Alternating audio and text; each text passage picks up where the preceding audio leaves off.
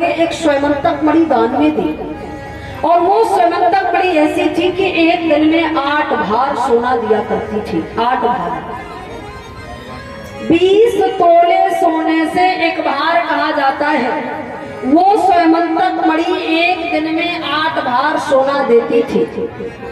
20 तोले सोने से एक भार कहा जाता है, तो बताओ वो मणि एक दिन में कितना सोना देती है? 8 दूनी 16, 8 दूनी 16,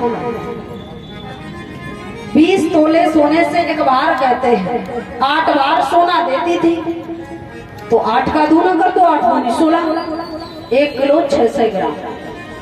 नित्य का नियम था स्वयंतक मणि से 1 किलो 600 ग्राम सोना निकलता था।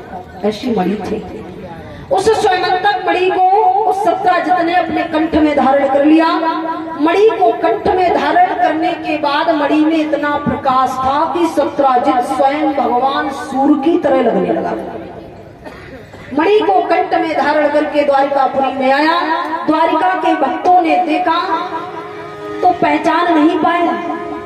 उन्होंने ये नहीं जाना कि सत्राजित हैं। लोगों को शंका हो गई, हमें लगता आज साक्षात भगवान सूर्य द्वारिकाधीश के दर्शन करने आ रहे हैं।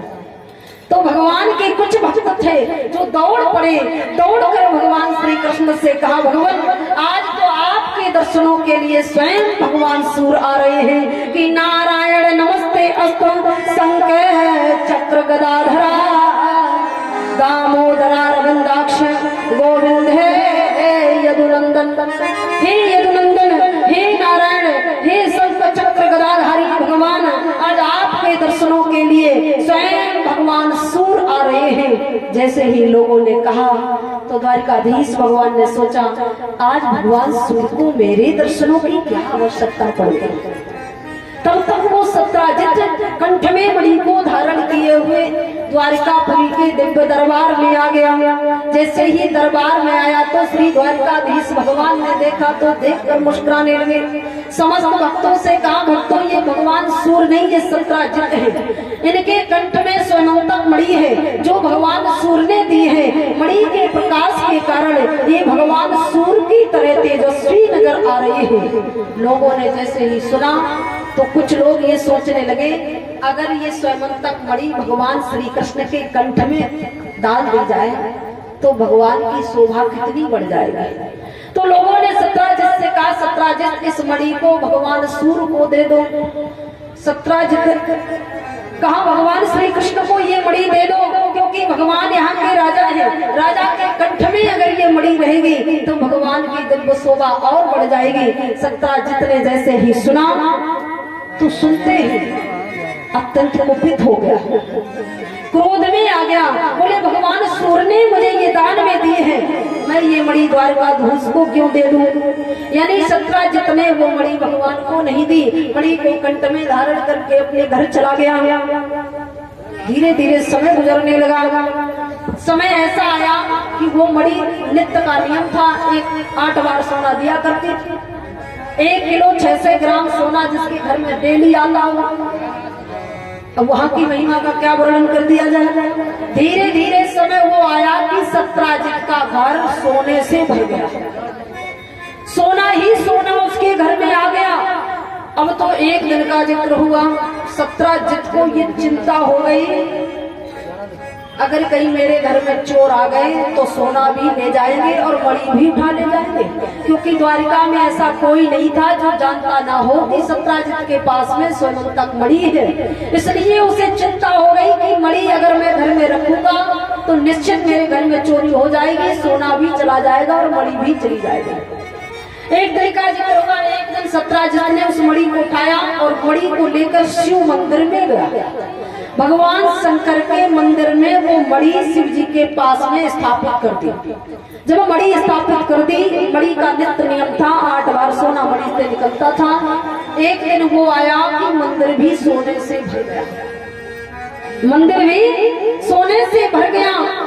नित्य का नियम था। सत्राजित का एक भाई था जिस भाई का नाम प्रसेन था। प्रसेन नित्य भगवान शंकर के मंदिर में शिव जी का अभिषेक करने के लिए जाया करता था।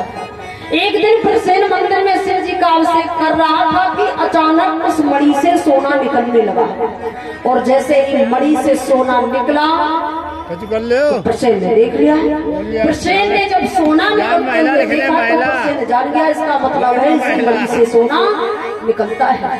प्रसेन ने क्या किया, उस मणि को उठा लिया, उठाकर पुनः कंठ में धारण कर लिया, लौटकर घर नहीं गया। लौटकर घर नहीं गया, अश्व पर विराजमान होकर वन में शिकार खेलने के लिए चला गया। श्री वेद व्यास जी ने वर्णन किया है कि तमें कदा मणिम कंठे प्रति मोक्ष महाप्रभम प्रैसेनम है मारुहा मृगायाम विचरण बने। यानी मणि को कंठ में धारण करके वन में मृगों को मारने के लिए चला गया। सारा दिन गुजर गया, पूरा दिन जंगल में घूमता रहा, कोई मृग नहीं मिला। धीरे धीरे शाम हो गई। जब संध्या का समय हुआ तो अंधकार छा गया। भास्कर भगवान जैसे ही अस्ताचल की ओर चले गए, जैसे अंधेरा हुआ मणि में प्रकाश बढ़ गया। जब मणि में प्रकाश बढ़ा तो प्रसेन उस जंगल में घोड़े पर विराजमान दूर से दिखाई दे रहा था। उसी जंगल में एक शेर रहता था। शेर ने प्रसेन को दूर से देख लिया। वो जंगल का राजा शेर भयंकर धाड़ लगाने लगा और गर्दन के बालों को हिलाता हुआ प्रसेन के पास में आ गया।